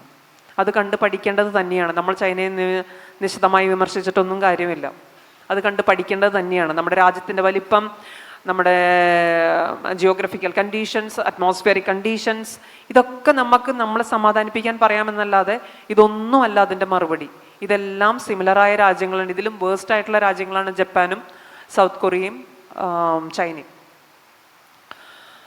അപ്പോൾ ആ ചൈന 75കൾക്ക് ശേഷം R&Dയിലാണ് ഏറ്റവും കൂടുതൽ ഇൻവെസ്റ്റ് ചെയ്തത്. അതുകൊണ്ട് തന്നെ അവരെ സംബന്ധിച്ച് അവരുടെ എല്ലാ ആക്സസിബിലിറ്റിയുടെയും കൺട്രോൾ അവരുടെ മാത്രം കയ്യിലായിരുന്നു എന്നതാണ് അവരുടെ വിജയം.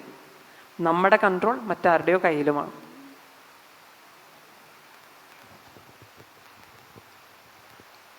വളരെയേറെ കാര്യങ്ങൾ ശ്രീമതി പ്രിയ ആർട്ടിഫിഷ്യൽ ഇൻ്റലിജൻസുമായിട്ട് ബന്ധപ്പെട്ട് ഇവിടെ വിശദീകരിച്ചു. ഇനി നമ്മുടെ ഡെലിഗേറ്റ്സിന് ചോദ്യം ചോദിക്കാനുള്ള അവസരമാണ്. പ്രധാനമായിട്ട് സൂചിപ്പിക്കാനുള്ളത് ക്വസ്റ്റ്യൻസിലേക്ക് ഡയറക്റ്റായിട്ട് കടക്കുക, പെട്ടെന്ന് വിഷയത്തിലേക്ക് വരിക, അതോടൊപ്പം തന്നെ റിപ്പീറ്റഡ് ആയിട്ടുള്ള ക്വസ്റ്റ്യൻസ് ഒഴിവാക്കാനായിട്ടും ശ്രമിക്കുക.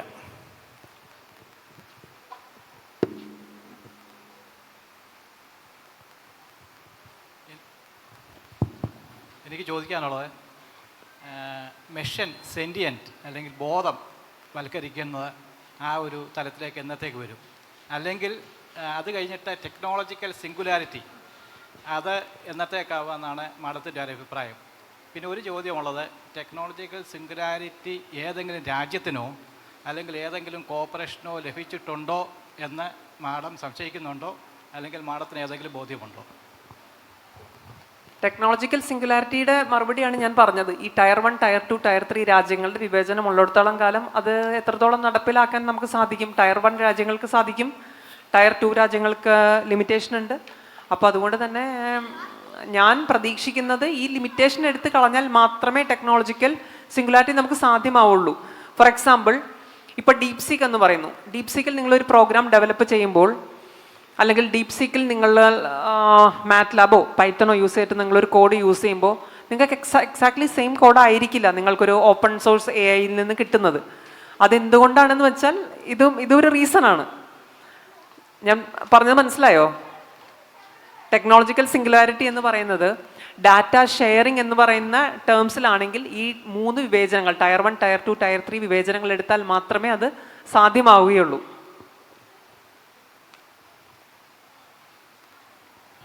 ഹലോ, ഈ എഴുത്തുകാരെയൊക്കെ ചില സത്യങ്ങൾ പറയുകയും അല്ലെങ്കിൽ ഭരണകൂടത്തെ വിമർശിക്കുകയൊക്കെ ചെയ്യുന്നവരെ കൊന്നു കളയുന്ന രീതിയിലൊക്കെയുള്ളൊരു പ്രവണത നമ്മുടെ നാട്ടിലൊക്കെ, നമ്മുടെ രാജ്യത്തൊക്കെ നടന്നു കണ്ടിട്ടുണ്ട്.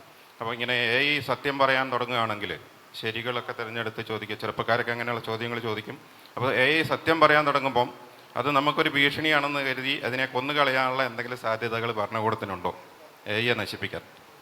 അതാണ് നമ്മൾ നേരത്തെ ഡിസ്കസ് ചെയ്തത്. AI എന്ന് പറയുന്ന ടൂൾസിൽ ഇപ്പോൾ നിങ്ങളൊരു ചോദ്യം ചോദിക്കുന്നു, നിങ്ങൾ ChatGPT-യോട് നിങ്ങൾക്ക് ചോദിക്കാം, ക്ലോഡിനോട് ചോദിക്കാം, ഗ്രോക്കിനോട് ചോദിക്കാം. നിങ്ങൾക്ക് മൂന്ന് ആൻസർ ആയിരിക്കും കിട്ടും. ഡീപ് സീക്കിനോട് ചോദിക്കാം, നാല് ഉത്തരങ്ങൾ നിങ്ങൾക്ക് കിട്ടുന്നു. ഈ ഡീപ് സീക്കിലൂടെ നിങ്ങൾക്ക് വരുന്ന ചോദ്യം ചൈന എന്ന് പറയുന്ന രാഷ്ട്രത്തിൻ്റെ താല്പര്യങ്ങളുമായി ചേർന്ന് നിൽക്കുന്നതായിരിക്കും.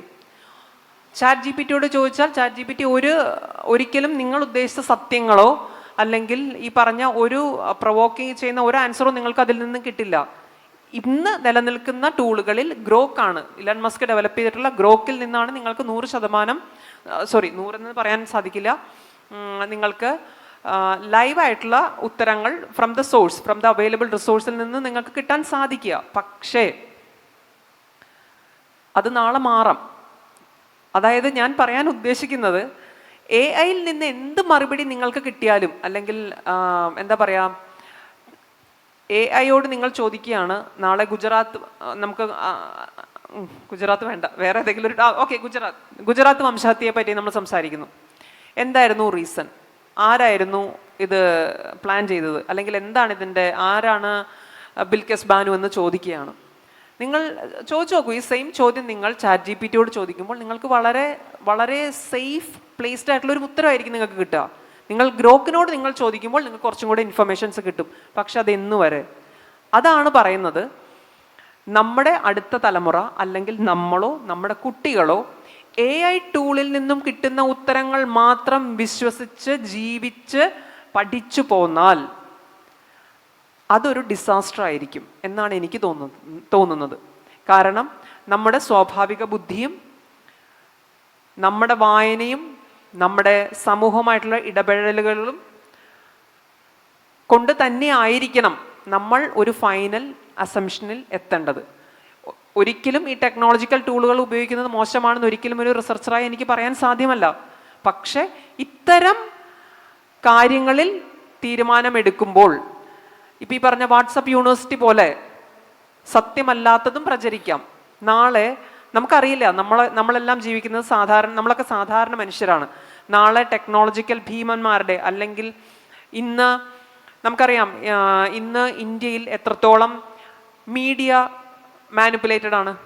ഈ പറഞ്ഞ മനുഷ്യർ നാളെ ഒരു എന്താ പറയുക ഹിന്ദിയിലോ അല്ലെങ്കിൽ ഒരു വേറൊരു പ്ലാറ്റ്ഫോമോ കൊണ്ടുവന്നിട്ട് നോക്കൂ ഇതിൽ ഇങ്ങനെയല്ലേ വരുന്നത്, പിന്നെ ഞങ്ങൾ എവിടെയാണ് ആൻസർ എന്ന് നമ്മുടെ കുട്ടികൾ നാളെ കാണിച്ചാൽ മോനെ ഇതല്ല സത്യം, ബിലിക്കസ് ബാനു ഇങ്ങനെയാണ് കൊല്ലപ്പെട്ടത്, ഇത് അനുഭവിച്ചതാണെന്ന് നമ്മൾ പറഞ്ഞാൽ അവർ വിശ്വസിക്കണോ? അവർ വായിക്കണ്ടേ? അപ്പം സത്യങ്ങളുള്ള റിസോഴ്സ് തന്നെ വരണം. AI എന്ന് പറയുന്നത് അത് എത്രത്തോളം സത്യസന്ധമായി ഉപയോഗിക്കാൻ പറ്റുന്നു എന്നുള്ളതാണ്. പിന്നീട് ഒരു കാര്യം കൂടെ ഉണ്ട്, ഈ AIയുടെ ദൂഷ്യവശങ്ങൾ സംസാരിക്കുമ്പോൾ ഫിഷനും ഫ്യൂഷനും പോലെയാണ്. നമുക്ക് ന്യൂക്ലിയർ റിയാക്ടേഴ്സും ഉണ്ടാവാം, ന്യൂക്ലിയർ ബോംബും ഉണ്ട്. അതുപോലെ തന്നെ നിങ്ങളൊന്ന് ആലോചിച്ച് നോക്കൂ, സൈന്യത്തിന് പകരം റോബോട്ട്സ് വരുന്ന അവസ്ഥ.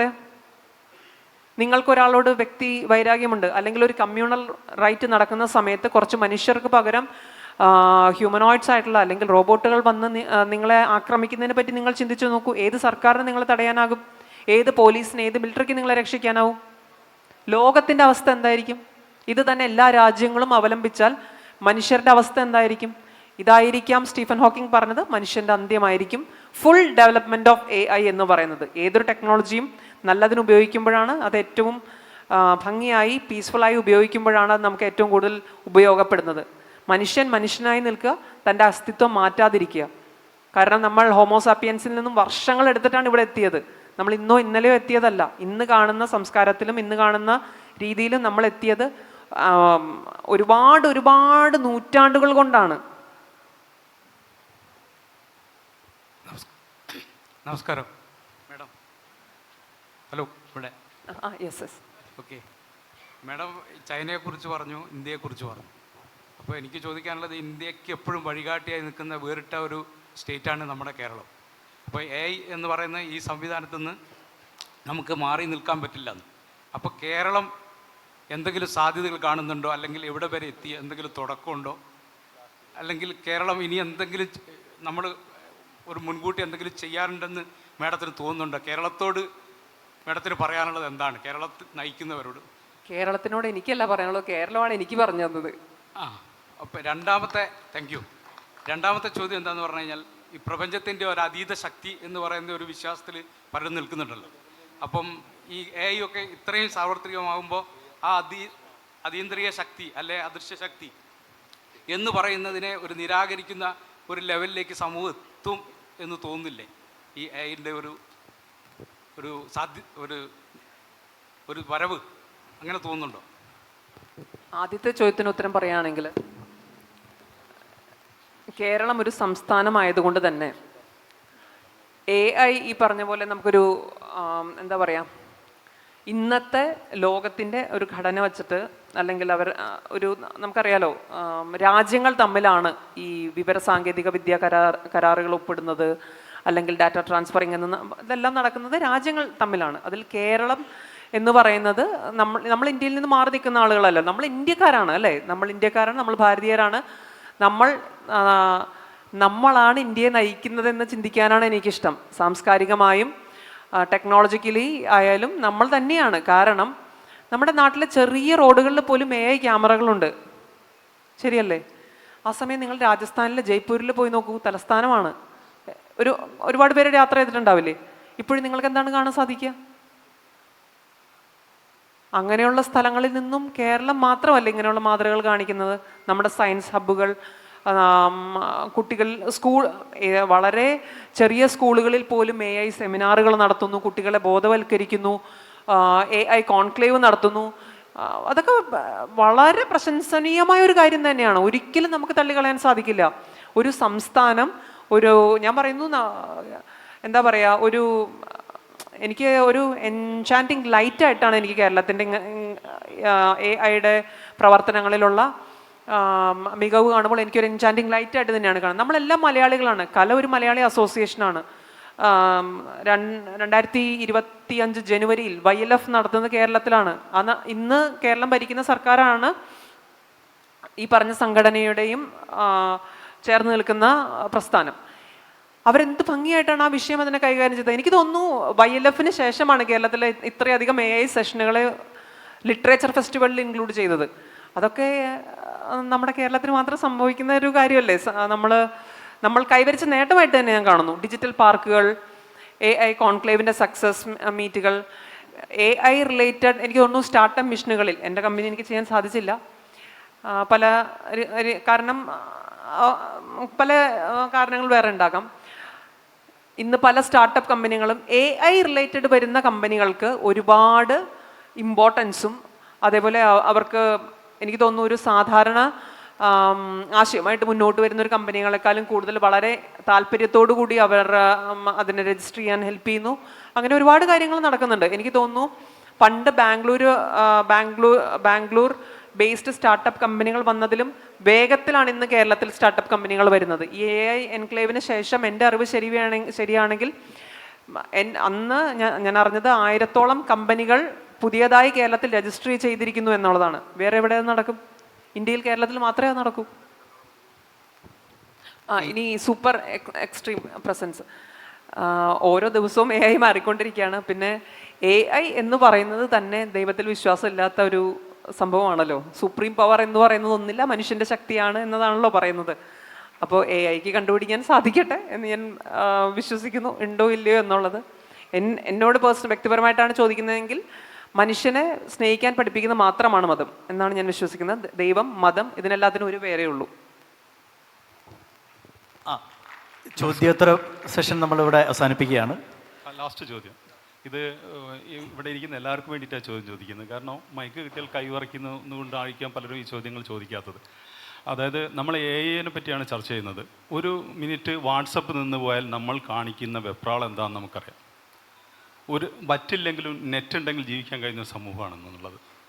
അപ്പോൾ ഇനി വരുന്ന തലമുറ എന്ന് പറയുന്നത് എന്താണെന്ന് വെച്ചാൽ ഇത് ഇല്ലാതെ ഫ്രസ്ട്രേഷനിൽ ഭ്രാന്ത് എടുത്തോടുന്ന ഒരു തലമുറ വരാൻ പോവുക. നെറ്റ് ഓഫ് ആയി കഴിഞ്ഞാൽ നമ്മൾ ഇന്ന് ഈ വിഭ്രാന്തി കാണിക്കണമെങ്കിൽ അടുത്ത തലമുറ അതിനെ 100 ഇരട്ടിയായിരിക്കും കാണിക്കുക. ഇതിനെ മറികടക്കാൻ എലോൺ മാസ്ക് കണ്ടുപിടിച്ച ഒരു സിസ്റ്റം, അദ്ദേഹം നടപ്പിലാക്കാൻ പോകുന്ന സിസ്റ്റം എന്താ വെച്ചാൽ 3 മില്ലിമീറ്റർ തലയോട്ടിൽ തുളച്ചിട്ട് പെട്ടെന്ന് ചോദ്യത്തിലേക്ക് അങ്ങ് വരിക. ഞാൻ വരാണ് ചിപ്പിലേക്ക് കണ്ടുപിടിക്കുക എന്നുള്ളത്. പക്ഷേ അവർ ആ ചർച്ച നടക്കുമ്പോൾ നമ്മളെ കുട്ടികൾ ഇതില്ലാതാവുമ്പോൾ കാണിക്കുന്ന ഫ്രസ്ട്രേഷൻ മാറ്റാൻ നമ്മൾ ഇപ്പോഴേ ചിന്തിക്കണ്ടേ? അത്തരം ചർച്ചകൾ ഉയർന്നു വരേണ്ടതല്ലേ? ചേട്ടാ, അത് ഓരോ മാതാപിതാക്കളും ചിന്തിക്കേണ്ടതാണ്. മാർക്ക് സൂക്കർബർഗ്, അദ്ദേഹം ആണല്ലോ ഈ പറഞ്ഞ ഫേസ്ബുക്ക് നമുക്ക് പരിചയപ്പെടുത്തി തന്നത്. അദ്ദേഹത്തിൻ്റെ കുട്ടികളെ എങ്ങനെയാണ് വളർത്തുന്നതെന്ന് അറിയോ? ആ കുട്ടികൾ ഏറ്റവും കൂടുതൽ സമയം പ്രകൃതിയുമായിട്ടാണ് കളിക്കുന്നത്. അത് അദ്ദേഹം തന്നെ പോസ്റ്റ് ചെയ്യുന്നുണ്ട്. അത് എത്ര പേർക്ക് മനസ്സിലാക്കാൻ സാധിക്കുന്നു?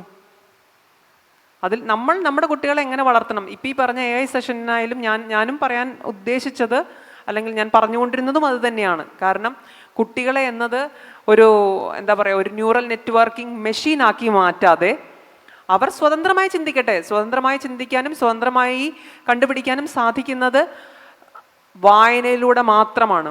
ഞാൻ 2 കാര്യങ്ങൾ ഒന്ന് പറഞ്ഞോട്ടെ. ഒന്ന്, ഈ കുട്ടികളുടെ കാര്യം പറഞ്ഞപ്പോഴാണ് ഓർമ്മ വന്നത് കരിയറിനെ പറ്റിയിട്ട്. അത് നമ്മൾ പറയേണ്ടിയിരിക്കുന്നു. കാരണം നമ്മുടെ ടോപ്പിക്ക് തന്നെ പണി വരുന്നതുകൊണ്ട് അവറാച്ചാന്നുള്ളതാണ്. ഈ കോഡിംഗ് മേഖലയുമായി ബന്ധപ്പെട്ട് കുറച്ച് പേരെങ്കിലും ഉണ്ടാകും അതിൽ നിന്ന് ഞാൻ വിശ്വസിക്കുന്നു. പണ്ട് നമുക്കറിയാം ജൂനിയർ ഡെവലപ്പേഴ്സ്, സീനിയർ ഡെവലപ്പേഴ്സ്. ഈ ജൂനിയർ ഡെവലപ്പേഴ്സിൻ്റെ പണിയുടെ കാര്യത്തിൽ ഏകദേശമൊക്കെ തീരുമാനമാവും എന്നാണ് എനിക്കും തോന്നുന്നത്. ഞാനും എൻ്റെ കമ്പനിയിൽ ഇപ്പോൾ ജൂനിയർ ഡെവലപ്പർ എന്ന് പറഞ്ഞ പോസ്റ്റ് ഇല്ല. കാരണം ഈ പറഞ്ഞ എല്ലാ ഓപ്പൺ AIയിലും ഈ ജൂനിയർ ഡെവലപ്പർ കഷ്ടപ്പെട്ട് 1 മാസം കൊണ്ട് ചെയ്തു തരുന്ന പണി നമുക്ക് ഒരു 2 മണിക്കൂർ കൊണ്ടൊക്കെ നമുക്ക് ചെയ്തെടുക്കാൻ സാധിക്കും. എൻ്റെ അറിവ് ശരിയാണെങ്കിൽ ആപ്പിളിൻ്റെ സ്റ്റീവ് ജോബ്സ് അതേപോലെ തന്നെ കൺഫേം ചെയ്തിരിക്കുന്ന ന്യൂസസ് ആണ്. അവർ 30% ജൂനിയർ ഡെവലപ്പേഴ്സിനെ ജൂനിയർ ഡെവലപ്പേഴ്സ് അല്ലെങ്കിൽ കോഡിംഗ് കാറ്റഗറി കുറയ്ക്കുന്നു എന്നാണ് ഞാൻ അറിഞ്ഞത്. അതേപോലെ തന്നെ മൈക്രോസോഫ്റ്റ് ആളുകളെ കുറയ്ക്കുന്നുണ്ട്, ഗൂഗിൾ ആളുകളെ കുറയ്ക്കുന്നുണ്ട്. ഗൂഗിൾ പറയുന്നത് അവരുടെ കോഡിൻ്റെ 20% അവർക്ക് ഇന്ന് കിട്ടുന്നത് ഈ ഓപ്പൺ സോഴ്സ് AIയിൽനിന്ന് പല വേർഷൻസിൽ നിന്നും കിട്ടുന്നു എന്നാണ് കൺഫേം ചെയ്തിരിക്കുന്നത്. അപ്പോൾ കോഡിങ് എന്തെങ്കിലും ഒരു ജോലി, എങ്ങനെയെങ്കിലും ഒരു ടെക്നിക്കൽ ഡിഗ്രി എടുത്ത് ഒരു കോഴ്സ് ഒരു 3 months കൊണ്ട് പഠിച്ച് എങ്ങനെയെങ്കിലും ഒരു കോഡിങ് ജോലി, എങ്ങനെയെങ്കിലും ആ ഒരു അവസ്ഥ മാറി നമ്മുടെ ഓരോ കുട്ടികളും സ്വതന്ത്രമായി ചിന്തിക്കട്ടെ, സ്വതന്ത്രമായി വായിക്കട്ടെ, അവരുടെ ഇഷ്ടത്തിനുള്ള കരിയർ അവർ തിരഞ്ഞെടുക്കട്ടെ. എന്നാൽ മാത്രമേ പണി പോകാതെ ഇന്നത്തെ കാലത്ത് ഇനി ജീവിക്കാൻ സാധിക്കൂ. എക്സ്പേർട്സിന് മാത്രമേ പിടിച്ചു നിൽക്കാൻ സാധിക്കൂ. ഒന്നുകൂടെ പറഞ്ഞോട്ടെ, കോഡിംഗ് ഒരിക്കലും തിരഞ്ഞെടുക്കരുതെന്നല്ല ഞാൻ ഈ പറഞ്ഞതിൻ്റെ അർത്ഥം. ചില കുട്ടികൾ അത് മാത്രമായി ഗംഭീരമായി ചെയ്യുന്ന കുട്ടികളുണ്ട്. ആ കുട്ടികൾക്ക് വരാൻ പോകുന്നത് വസന്തകാലമാണെന്ന് പറയാൻ വേണമെങ്കിൽ. അതും രണ്ടും ചേർത്ത് തന്നെ വായിക്കണം. പിന്നീട് നമ്മുടെ സമയം വൈൻഡപ്പ് ചെയ്യാനുള്ള സെഷൻ വൈൻഡപ്പ് ചെയ്യാനുള്ള സമയമായി. എന്തെങ്കിലും കൂടെ കൂട്ടിച്ചേർക്കാനുണ്ടെങ്കിൽ 2 മിനിറ്റ് കൂടെ എടുത്തിട്ട് കൂട്ടിച്ചേർക്കാവുന്നതാണ്, അല്ലെങ്കിൽ നമുക്ക് വൈൻഡപ്പ് ചെയ്യാമെന്ന് തോന്നുന്നു. ക്വസ്റ്റ്യൻസ് ഇനിയിപ്പോൾ ഇല്ല, നമ്മുടെ ക്വസ്റ്റ്യൻസ് അവസാനിപ്പിച്ചു. മാഡത്തിന് എന്തെങ്കിലും അവരൊരു ക്വസ്റ്റ്യൻസ് സമയം യൂത്താണ്, അവസാനിച്ചു. ഒരു പ്രായം കുറഞ്ഞ ഒരാളാണ്, ചോദിക്കട്ടെ. ഓക്കെ, ആയിക്കോട്ടെ, കണ്ടാ പറയില്ല. ചോദിക്കാനുള്ള ചോദ്യം, എത്ര AI വന്നാലും ഈ AI സൃഷ്ടിച്ചിരിക്കുന്നത് നമ്മളെപ്പോലുള്ള ആരെങ്കിലുമായിട്ടുള്ള എഴുത്തുകാരെപ്പോലുള്ള ആൾക്കാരാണ്. അവരുടെ ന്യൂനതകൾ എപ്പോഴും AIക്ക് ഉണ്ടായിരിക്കും. അതായത് ചിരിച്ചുകൊണ്ട് കണ്ണുനീർ എന്ന് എന്നോടോ മേഡത്തിനോടോ പറഞ്ഞാൽ ചിലപ്പോൾ നമുക്ക് അതിനെക്കുറിച്ച് ഒരു പാട്ടോ കഥയോ ചെയ്യാൻ പറ്റും. പക്ഷേ AIക്ക് അതൊരിക്കലും ചെയ്യാൻ പറ്റത്തില്ല. കാരണം AIക്ക് അതിനുള്ള ഇതില്ല. കാരണം അത് ചെയ്തിരിക്കുന്ന അതിൻ്റെ ചോദ്യം ഉണ്ടെങ്കിൽ ചോദ്യത്തിലേക്ക് വരിക. സർ, ചോദ്യമാണ് ചോദിക്കുന്നത്. അപ്പോൾ ചോദ്യത്തിലേക്ക് വരിക. ഇൻ ദ ഫ്യൂച്ചറിൽ AI ഇങ്ങനെയുള്ള റൈറ്റേഴ്സിനെയും മറ്റുള്ള ആൾക്കാരെയും ഇല്ലാതാക്കുമോ എന്നാണ് എൻ്റെ ചോദ്യം. നിങ്ങൾ പ്രോംപ്റ്റ് എഞ്ചിനീയറിംഗ് ആണോ ഉദ്ദേശിച്ചത്? അല്ല, പ്രോംപ്റ്റ് അല്ല ഉദ്ദേശിച്ചത്. ഓക്കെ, ഞാൻ പറഞ്ഞ ജൂനിയർ ഡെവലപ്പർ ഇനിയുള്ള കാലഘട്ടത്തിൽ എന്തായിരിക്കും AI-യുടെ സാധ്യത എന്ന് പറഞ്ഞാൽ, ഡെവലപ്പേഴ്സോ അല്ലെങ്കിൽ ഈ പറഞ്ഞ ജൂനിയർ കോഡിങ്ങിൽ ഇരുന്ന ആളുകൾ ആദ്യം അവരെ ട്രാൻസ്ഫോം അല്ലെങ്കിൽ ഇപ്പം തന്നെ കമ്പനികൾ വളരെ എഫിഷ്യൻ്റായ ആളുകളെ മാറ്റിക്കൊണ്ടിരിക്കുന്നത് പ്രോംപ്റ്റ് എഞ്ചിനീയറിംഗ് കാറ്റഗറിയിലേക്കാണ്. അതായത് എക്സിസ്റ്റിംഗ് ആയിട്ടുള്ള ഒരു ടൂൾ നമ്മൾ പർച്ചേസ് ചെയ്താൽ വലിയ വലിയ കമ്പനികൾ അല്ലെങ്കിൽ ചെറിയ കമ്പനികൾ എന്തായാലും എങ്ങനെ പ്രോംപ്റ്റ് എഞ്ചിനീയറിംഗിലൂടെ, അതായത് പ്രോപ്പറായി ഈ AI സിസ്റ്റത്തിൽ നിന്ന് ഉത്തരങ്ങൾ എടുക്കാം, അതിനാണ് പ്രോംപ്റ്റ് എഞ്ചിനീയറിന് ഒരു പരിധി വരെ നമുക്ക് തന്നെ വളരെ ലഘൂകരിച്ച് പറയാം. അതിലേക്ക് മാറിക്കൊണ്ടിരിക്കുകയാണ്. പിന്നീട് എല്ലാ കമ്പനികളിലും ഒരു ചീഫ് AI ഓഫീസർ വരാൻ പോവുകയാണ്. എനിക്ക് തോന്നുന്നു UAE it's going to implement in the coming within 6 months. You can see in each and every organization, whether it's a small medium industry, whether it's a MNC, whether it's a government organization, you can find a chief AI officer. So chief AI officerയുടെ അണ്ടറിൽ definitely ഒരു team ഉണ്ടാവും. ആ team എന്ന് പറയുന്നത് conventional IT രീതിയിൽ ജോലി ചെയ്തിരുന്ന കോഡിങ്ങോ ഡെവലപ്പിങ്ങോ ചെയ്യുന്നവരായിരിക്കില്ല. പ്രോംപ്റ്റ് എഞ്ചിനീയറിങ്ങും നെക്സ്റ്റ് ലെവൽ AI എങ്ങോട്ട് പോകുന്നു അത് കൂടെ നമ്മൾ പറയണം. ഇനിയും നമ്മൾ മറ്റൊരാൾ ചെയ്യുന്നത് നോക്കി നിൽക്കാൻ സാധിക്കാതെ ഇന്ത്യൻ കമ്പനികൾക്കോ അല്ലെങ്കിൽ എനിക്കോ നിങ്ങൾക്കോ ഒക്കെ ചെയ്യാൻ സാധിക്കുന്നത്, ഇപ്പോൾ നമ്മൾ AI-യിലാണ് നിൽക്കുന്നത്. ഇന്ന് പ്രോംപ്റ്റ് എഞ്ചിനീയറിങ്ങിലൂടെ നമ്മൾ പറഞ്ഞു കൊടുക്കുന്നു, ആൻസർ കൊടുക്കുന്നു.